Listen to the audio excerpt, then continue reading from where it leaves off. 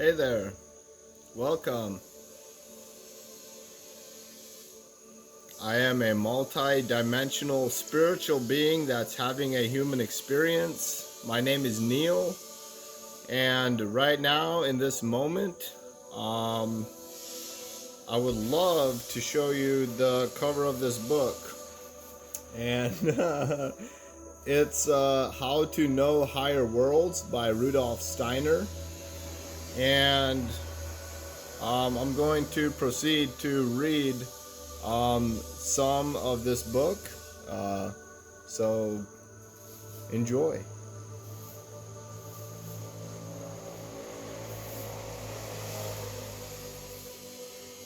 Only those who have already developed such powers for themselves can help us do this, and it's talking about learning.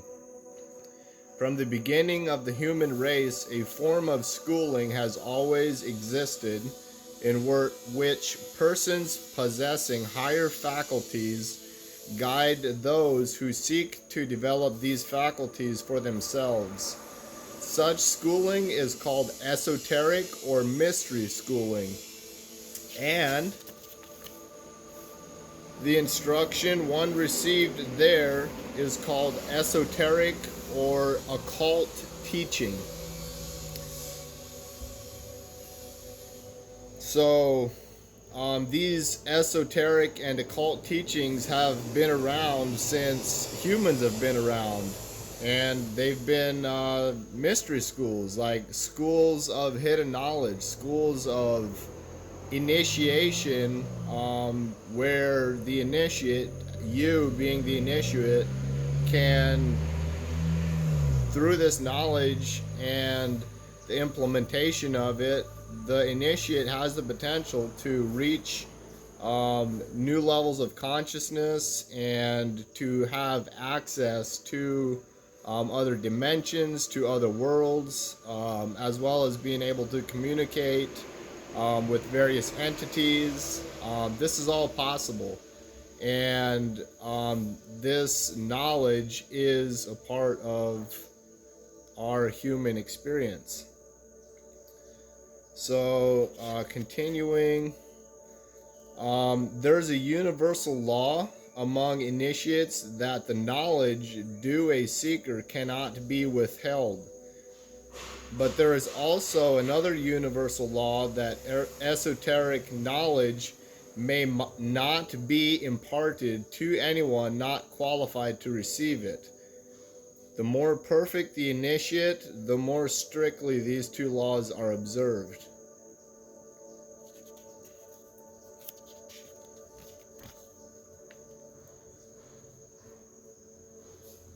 And then continuing, before we can receive the highest treasures of the Spirit, one must develop definite inner qualities to a specific high degree. We begin with the fundamental mood of soul. Spiritual researchers call this basic attitude the path of reverence, of devotion to truth and knowledge. Only those who have acquired this fundamental mood or attitude can become pupils in an esoteric school.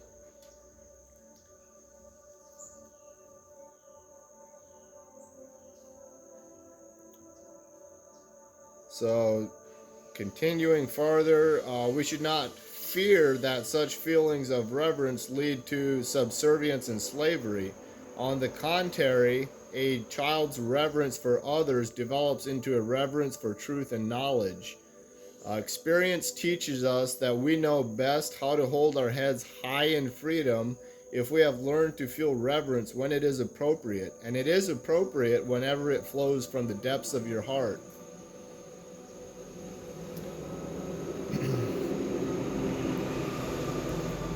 Only a person who has passed through the gate of humility can ascend to the heights of the Spirit. And to attain true knowledge, you must first learn to respect this knowledge. And we certainly have the right to turn our eyes toward the light, but we must earn this right. Spiritual life has its laws just as physical life does. Rub a glass rod with the appropriate substance and it becomes electrified.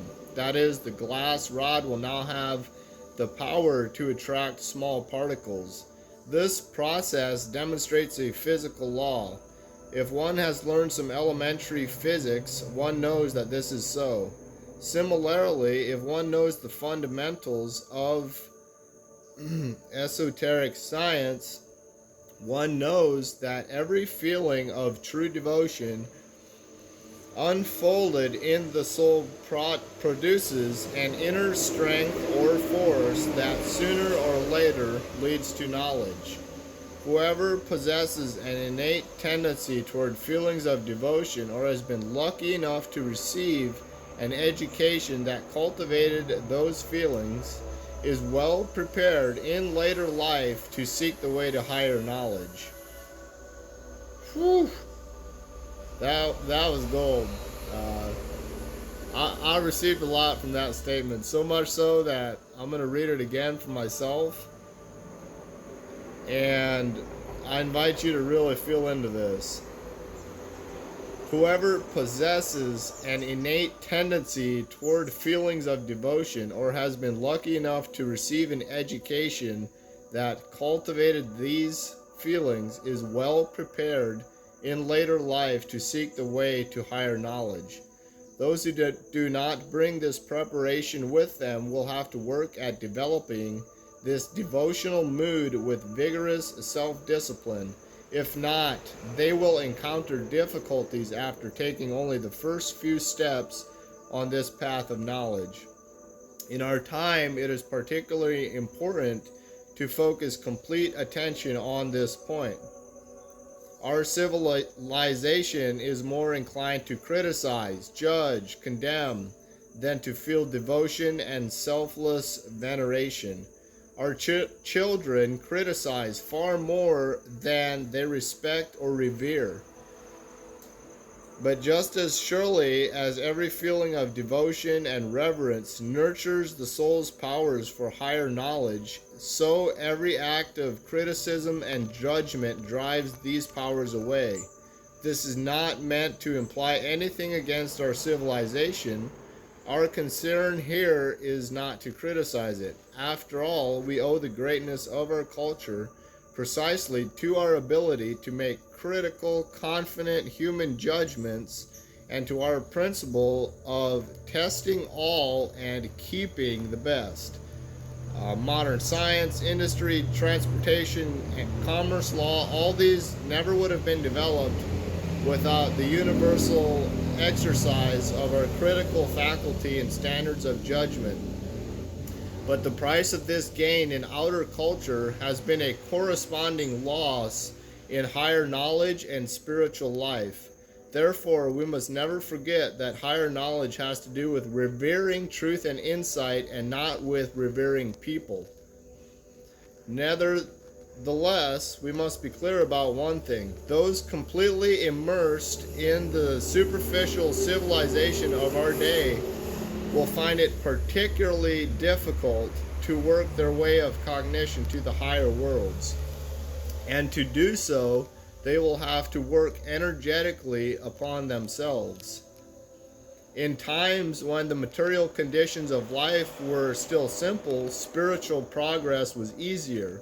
What was revered and held sacred stood out more clearly from the rest of the world.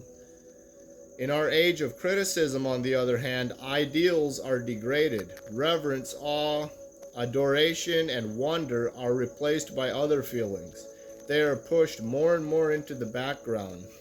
As a result, everyday life offers very few opportunities for their development. Anyone seeking higher knowledge must create these feelings inwardly, instilling them in the soul. This cannot be done by studying. It can only be done by living.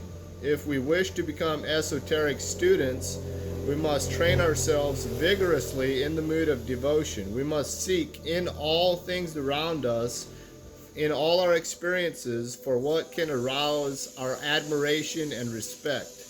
I rob my if I meet other people and criticize their weaknesses, I rob myself of higher cognitive power.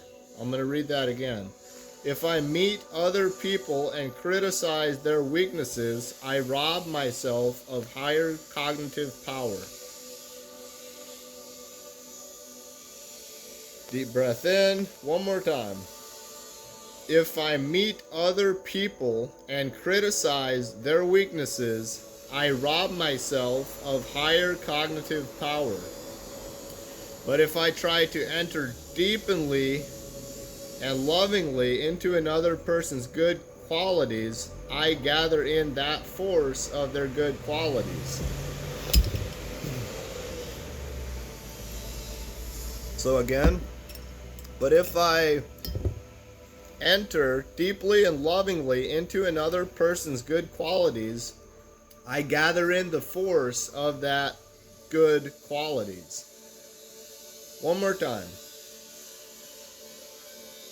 If I enter deeply and lovingly into another person's good qualities, I gather in that force of their good qualities. So that's from Rudolf Steiner, How to Know Higher Worlds.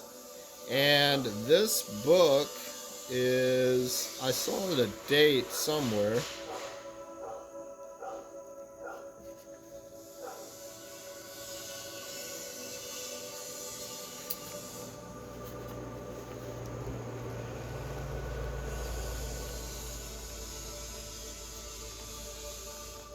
So this book was written in before 1920. So it's an older book, and it was written around the time of the Great Depression. And Rudolf Steiner himself, the author of this book, lived from 1861 to 1925. So this is old information. Is this new information for you?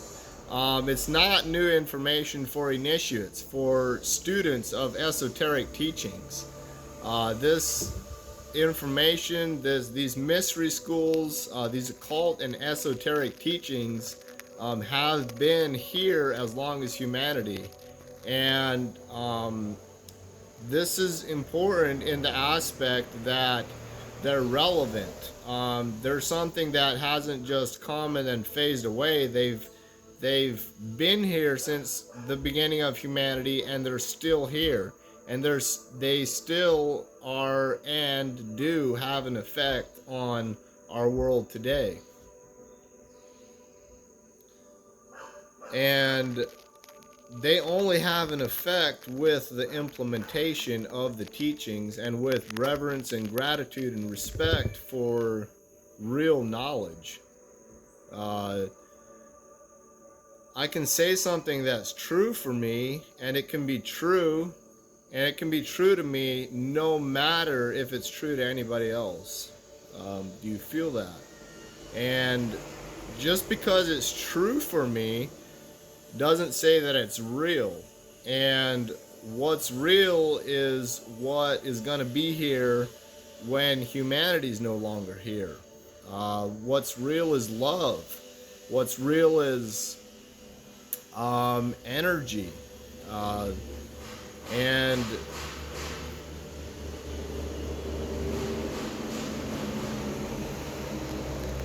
so this respect and gratitude and awe and reverence for what is, and for true, real that was fantastic. So for real authentic knowledge, when you seek, by your very nature of seeking, it is bound to be reflected to you.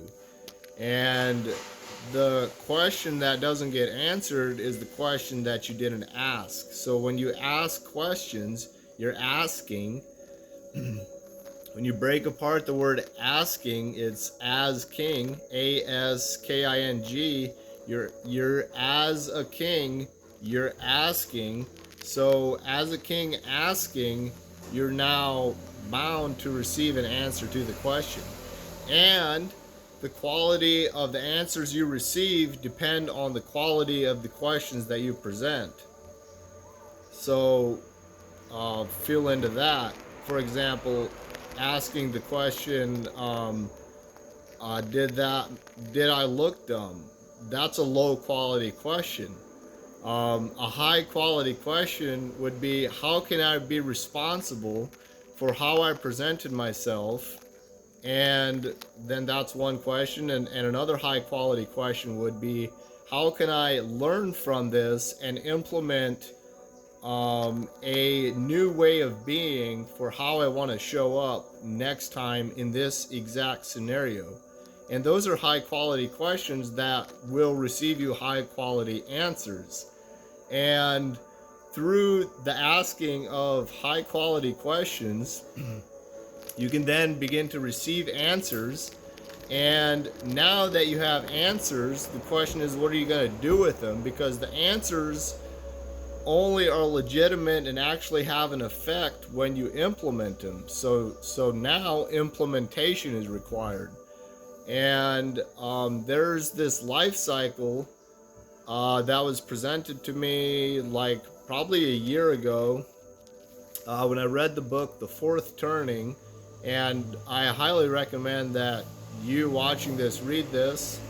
And if you're new to the channel, I invite you to subscribe to this video, like the video, and you're also invited to comment on something, a realization you had, a gold nugget that you received. If you're looking for the shit, guess what you're gonna see? You're gonna see the shit. If you're looking for the gold in every opportunity, in every situation, in every conversation, in every video, when you're looking for the gold in that thing that you have your awareness on, guess what you're gonna find? Gold. It's there. It's ever present.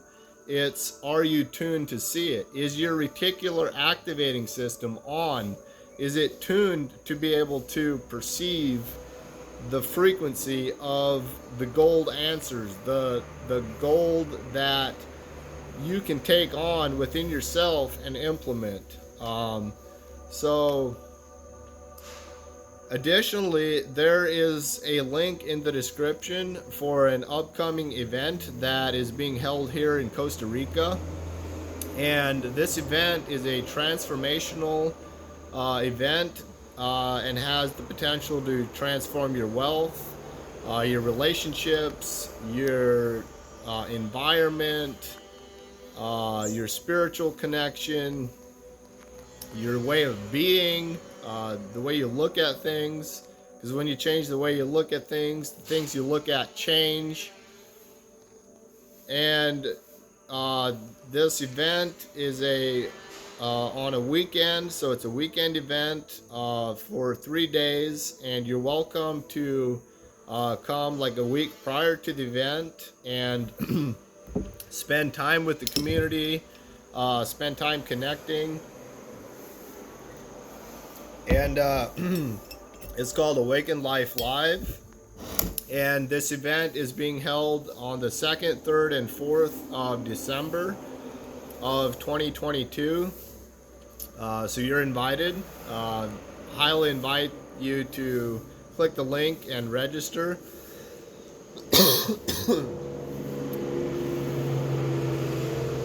And so continuing with this video,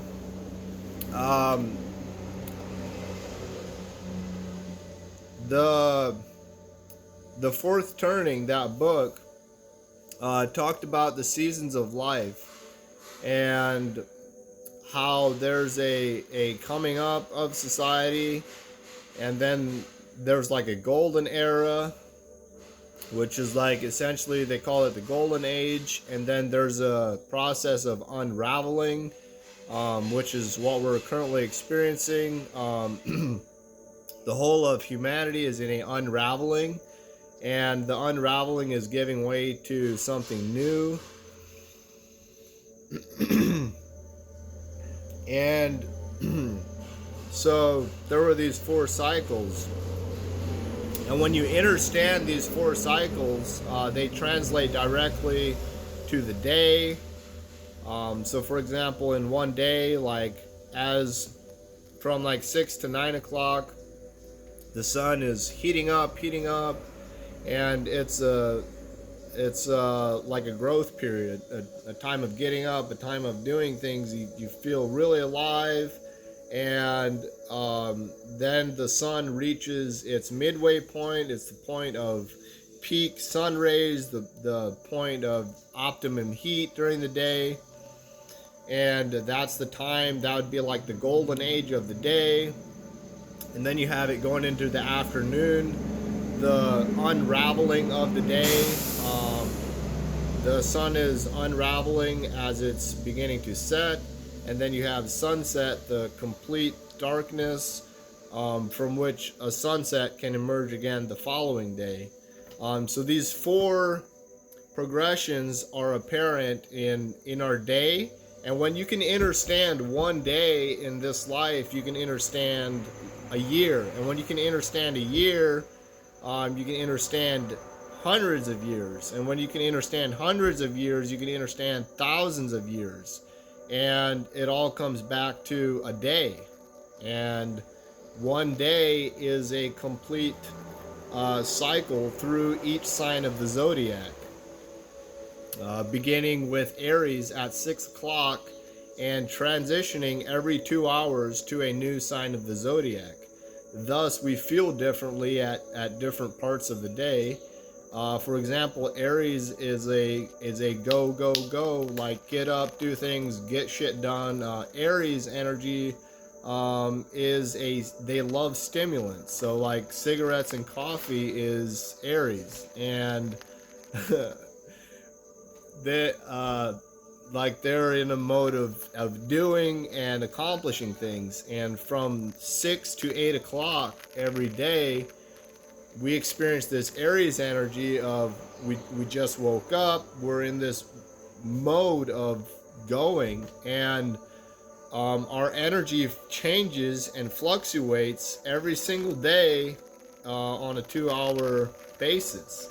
And this is a real thing, and I invite you and highly recommend that you go do your own research, because that research that you do and that you experience and then you implement, because implementation is the key to continue the flow.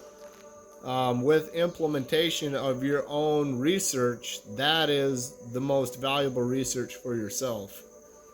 So with those 4 seasons, you have the seasons of the year as well. You have spring, summer, autumn, and then winter. And then there was a guy here at the village that his name is going to stay private for the purpose of this video. He may be on a future podcast, so stay tuned for that. And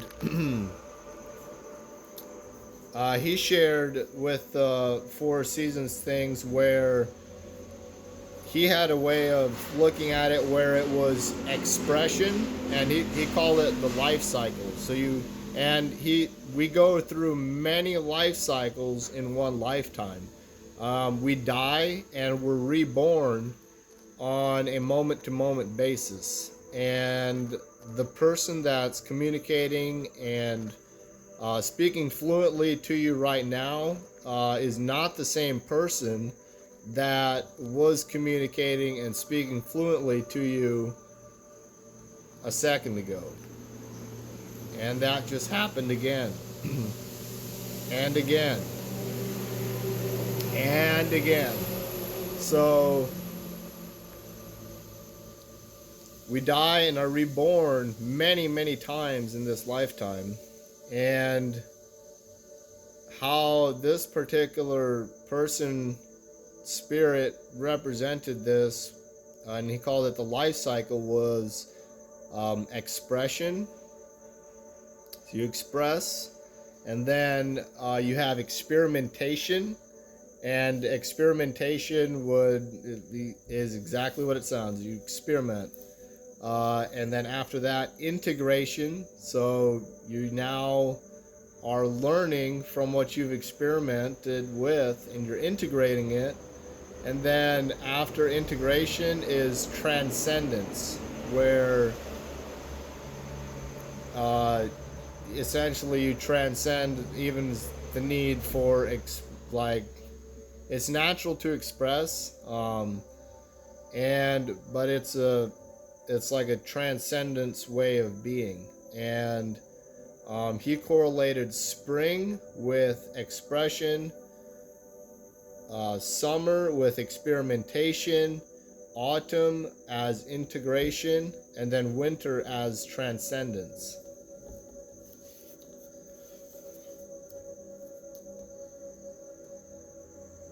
So, when we look at plants, we can learn a lot about ourselves. And when you put a seed in the ground, for example, you have an oak tree, and you put that oak seed in the ground,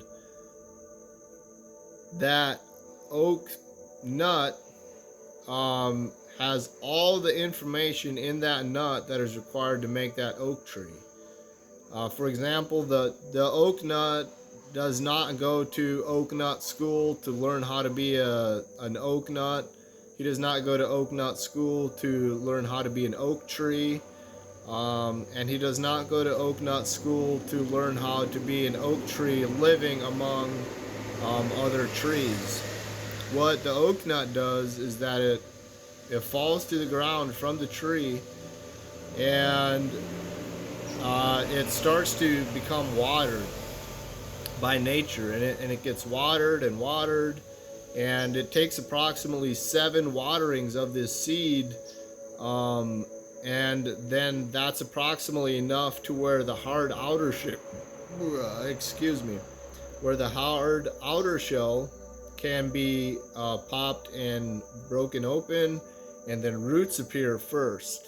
And roots appear to bring more nutrients to the seed. And after some roots, you have a little stem. And now what this oak nut is doing is it's just expressing. It's just creatively expressing its full potential as an oak tree. So you're a seed, and you're here to express, and a seed doesn't just get put in the ground and then it's an oak tree in like a day later. So it requires multiple waterings of yourself, multiple experimentation, multiple implementation, and then you begin to you might grow a leaf, and you have a leaf, and then possibly a branch with maybe now 2 leaves, and from that the main stem continues, and it's a process of growth, of creative expression. And I wanted to touch on that. And when we, for example, like when you look at the universe, like the one verse, the universe, the one verse, it's all one verse, and it's a song. It's talking about a verse, and a song is frequency and vibration. And so as you start to observe the world as purely energetic, and everything is frequency and vibration, and it's just about what frequency and vibration are you vibrating at. And from that perspective, and with learning and implementing mystery school and esoteric and occult teachings, you can begin to change your inner vibration and frequency from the inside out. You start within, start with the heart, and because the heart is literally, now in modern science, is literally, they're telling us that the heart has memory cells, like brain cells that have ability to remember exactly the way neurons in our brain remembers, and they're actually calling these like heart neurons. And so a lot of stored trauma, a lot of shame, a lot of guilt gets stored in the heart. And so start there. And I had fantastic fun with this conversation. If you want to be a guest on The Experience Podcast, my email's in the description, as well as my brother Dennis's email's in the description. And you can also go to Earthwaking Virtual Village, and there'll be a link to that in the description. And from there, you can private message Dennis or myself. And also reach out if you intend to come in person to Costa Rica for the transformational event. And I look forward to seeing you. I respect you for being you. I appreciate you for staying here for the totality of this video. Your time has no value. If someone ever tries to value your time, they're already in a way manipulating you, because your time has infinite value. Because what you focus on and what you put your conscious awareness to grows and expands. So I love you. I appreciate you. Thank you so much for being the gift that you are. And remember to stay infinitely blessed.